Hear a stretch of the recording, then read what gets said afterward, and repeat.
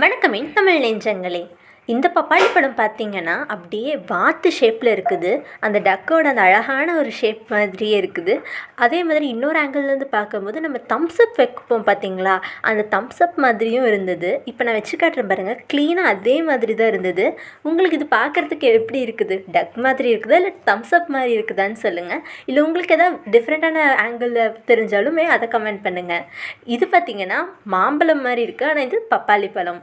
காற்று வீசும்போது திசைகள் கிடையாது, காதல் பேசும்போது மொழிகள் கிடையாது, பேசும் வார்த்தை போல மௌனம் புரியாது, கண்கள் பேசும் வார்த்தை கடவுள் அறியாது, உலவி திரியும் காற்றுக்கு உருவம் தீ